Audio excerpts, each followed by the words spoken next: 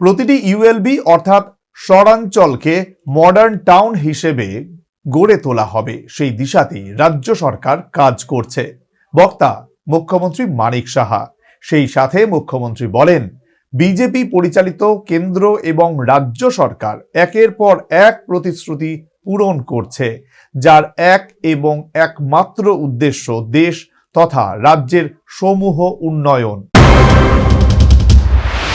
গোমতী জেলার অধীন 8টি উন্নয়নমূলক প্রকল্পের উদ্বোধন এবং শিলান্যাস অনুষ্ঠান অনুষ্ঠিত হয় রবিবার উদয়পুর রমেশ উচ্চতর মাধ্যমিক বিদ্যালয় প্রাঙ্গণে।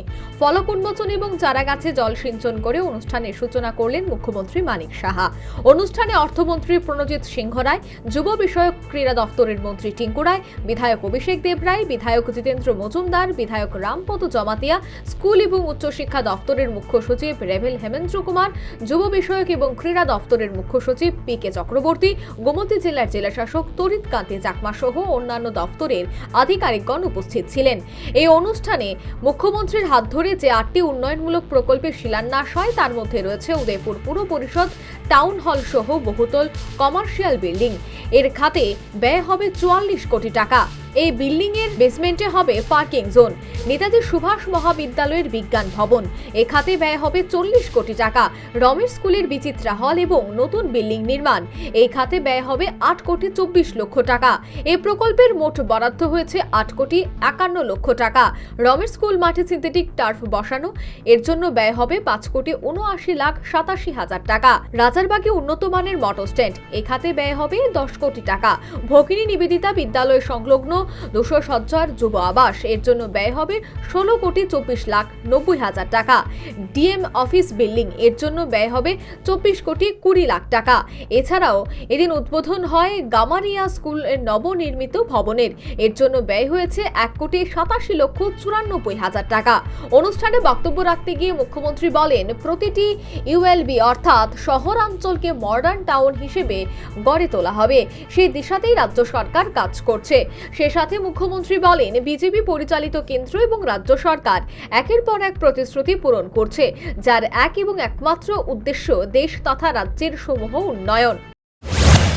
ওয়েস্ট বেঙ্গলে আপনারা দেখবেন, কলকাতায় যদি যান, নিউ টাউন যেটা হয়েছে সেখানে আলাদাভাবে, আগে সল্ট লেক ছিল, এরকম আস্তে আস্তে করে। তো আমাদের নেক্সট প্রজন্মের জন্য এগুলো আমাদের করতে হবে। আমি বারবার বলছি, উদয়পুরে আমি বলছি যে জায়গা আপনারা চিহ্নিত করুন। আমি ডিএম সাহেবকেও বলেছি এখানে আপনারা, তারপর বললাম মাতাবাড়িতে করুন, তো মাতাবাড়ির সেখানে জায়গা আমাকে জানানো হয়েছে, সেখানে হচ্ছে।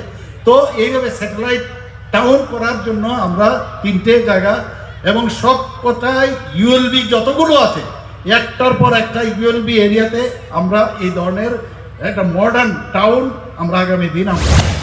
রমেশ স্কুল মাঠে সিনথেটিক টার্ফ বসানো, এর জন্য ব্যয় হবে 5 কোটি 79 লাখ 87 হাজার টাকা।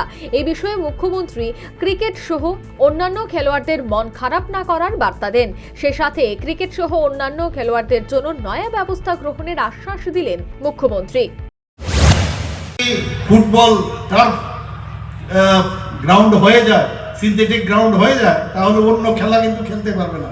কিন্তু এখানে বিশেষ করে যারা আমার ক্রিকেট প্লেয়াররা আছেন তারা খুব প্র্যাকটিস করতেন, এদের খুবই অসুবিধা হবে। আমি শুনেছি ওনাদের মন নাকি খুব খারাপ। আমি কথা দিচ্ছি যে এদের জন্য আলাদা কোনো জায়গায় একটা ব্যবস্থা আমি করবো। নিশ্চয়ই আমি ক্রিকেট অ্যাসোসিয়েশনের আমি সভাপতিও ছিলাম, ওনাদের সাথে আমি কথা বলবো। আপনাদেরও এখানে রিপ্রেজেন্টেটিভরা আছেন, ওনাদের সাথে আমি কথা বলবো। অনুষ্ঠানে স্থানীয় বিধায়ক তথা অর্থমন্ত্রী প্রণজিৎ সিংহ রায়, ক্রীড়ামন্ত্রী টিঙ্কু রায়ও বক্তব্য রাখেন। Bureau report, news vanguard.